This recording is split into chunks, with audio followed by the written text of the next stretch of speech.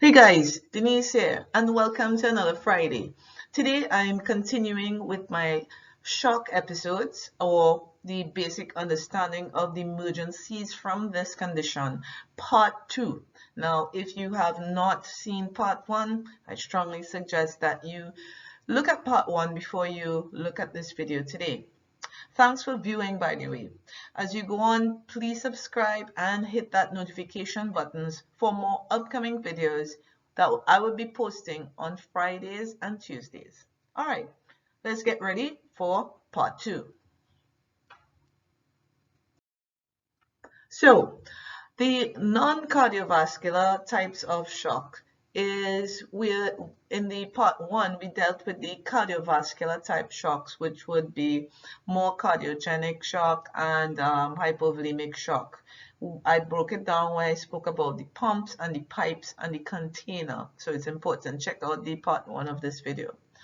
When we don't have too much of the heart being the problem with shock, we have the lungs now being part of the problem, because when you have respiratory insufficiency, there is problems for blood, which is carrying oxygen throughout the body to get to those vital organs.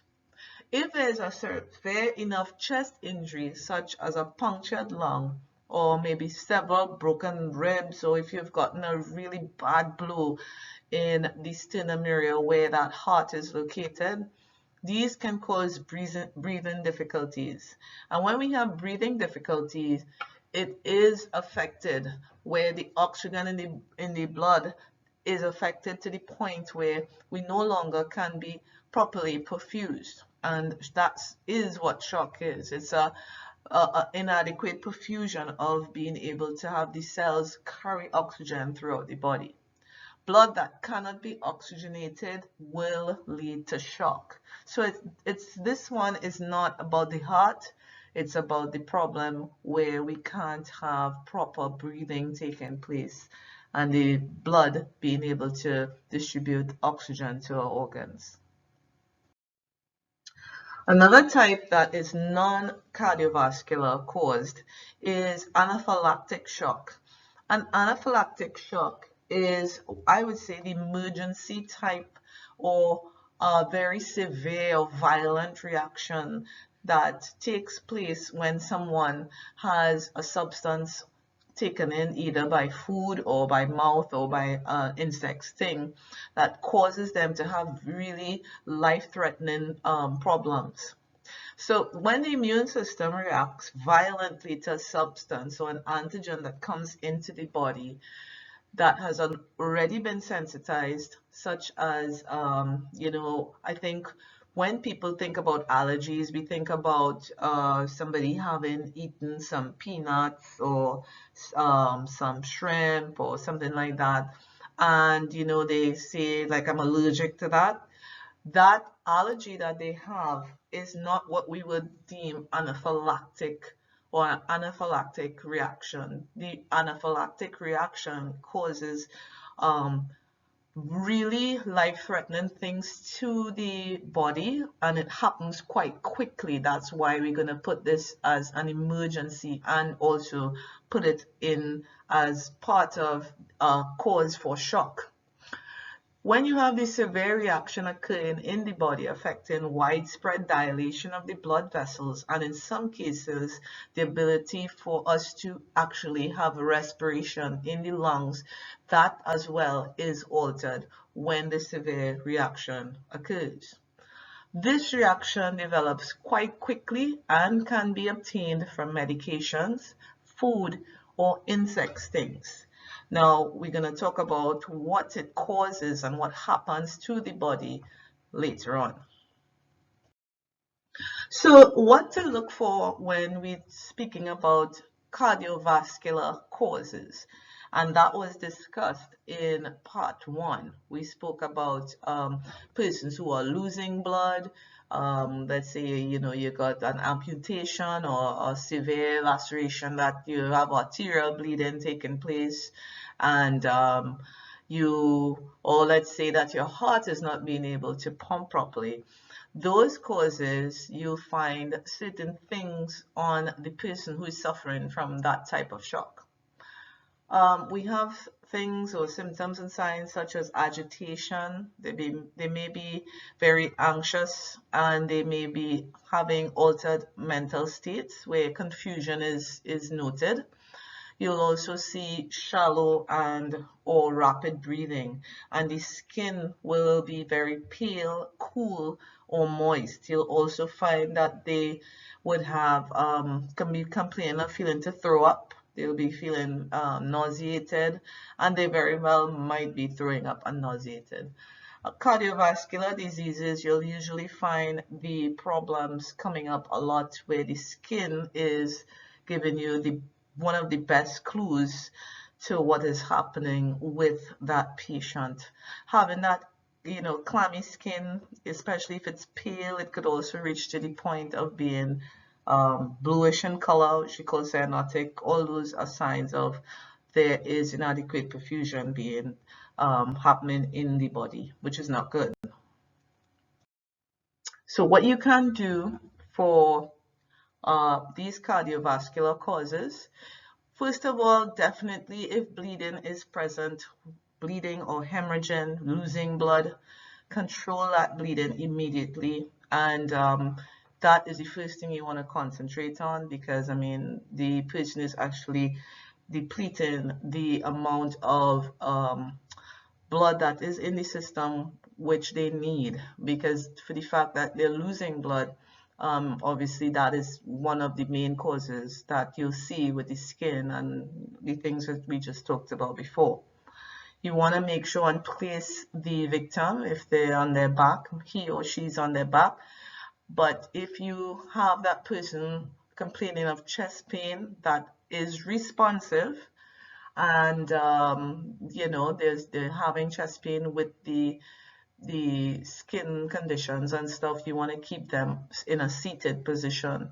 If they're having breathing difficulty as well, you want to keep them in that sitting position.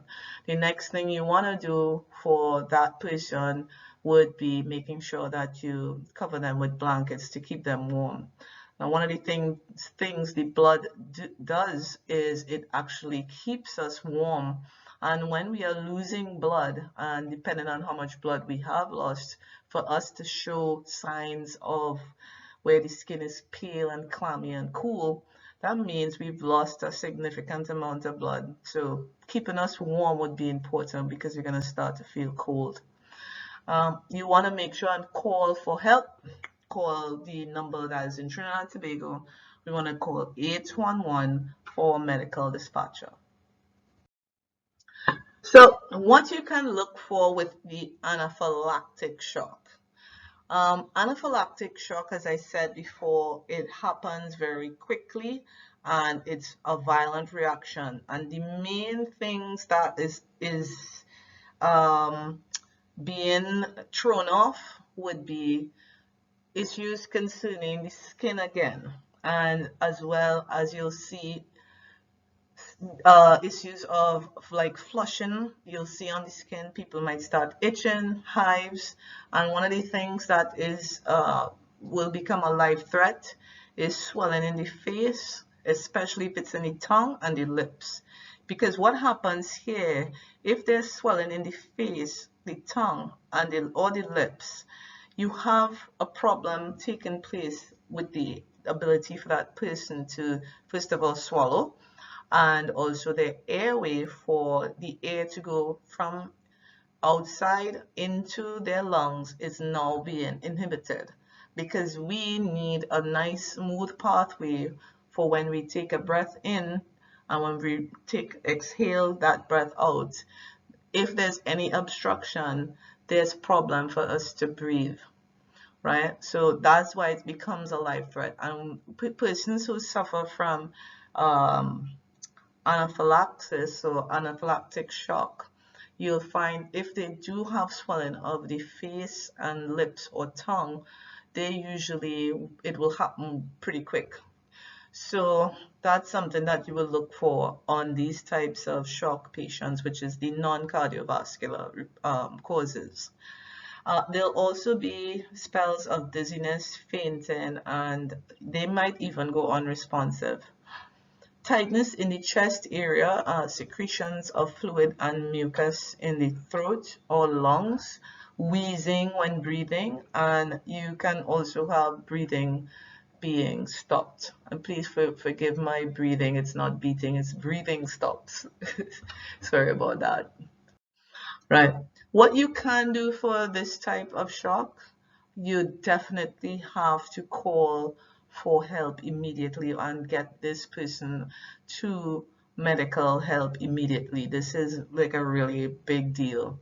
If you could call 811 and get the ambulance there as soon as possible, or if you can get that person to a hospital, would be great.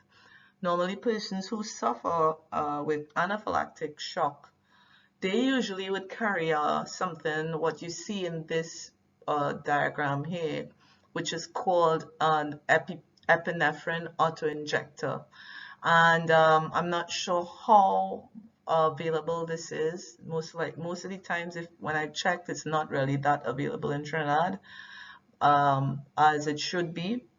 But if it is available and the person have this on them, use it on them immediately, because this is able to reverse all of those things that are happening inside the immune system with that rush of trying to do what it's doing to get that substance out of the system.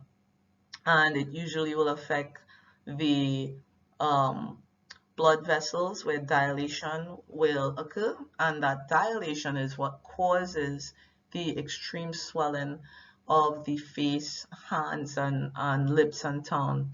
Because when you have dilated blood vessels, these blood vessels no longer are able to keep their shape, and you'll find that they become very leaky, and what is in the blood vessel usually leaks out through the membrane of the blood vessel and goes and cause swelling in those particular areas, right?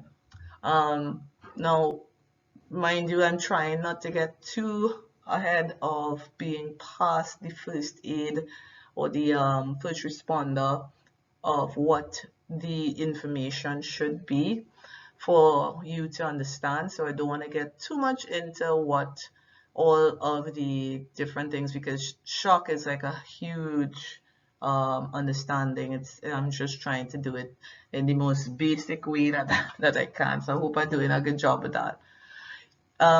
If there's no epinephrine autoinjector, you want to try giving the antihistamine. We can use Benadryl, but the thing with Benadryl, if you're having an anaphylactic reaction, Benadryl takes a little while to work because we're taking it by mouth. This EpiPen, you're actually injecting it into the thigh area, so it goes straight into the system, the blood system. So that is the only problem. So you need to monitor to make sure that the person is not getting worse, because the Benadryl is, it's not that fast acting. So the summary of what I would call for the cardiovascular and non-cardiovascular, highlighting the main ones today.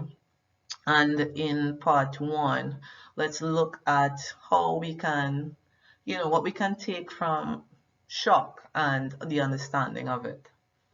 So shock is an inadequate perfusion of cells in the cardiovascular system, and blood circulation decreases, and it eventually stops if nothing is intervened. No one intervenes, or nothing happens to stop it. Causes, if shock can be both cardiovascular and non-cardiovascular, and we spoke about the two sides of it. It can be both, and in particular, anaphylactic shock occurs when the immune system reacts violently to a substance that it has been sensitized to. That's something that we must take from this, because it's so quick to happen. And as first aiders, we should be able to treat victims for shock and either wait for the help or call for help. And You know, basically that's it, without trying to get too much into confuse persons who are just trying to get a basic understanding of this. I hope this helped. And what you guys can also do, can you, if you'd like to see or for me to explain certain topics that you may want to be addressed, I would love to hear from you, and I would love to, you know, collaborate with other colleagues that I know that maybe could, you know, bring their insightfulness and their understanding and experience to the table to for us to get more understanding of these different topics, because a lot of the times we take these things for granted. And my objection here is to make sure that you all are able to have more understanding so that you can deal with things better.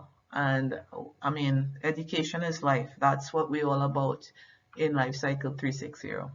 So I had a lovely time talking about this shock, and part 2 is ended. And thank you for staying to the end, and I look forward to your comments and just hearing from you. Thanks for viewing, and I see you guys on Tuesday. Take care. Bye-bye.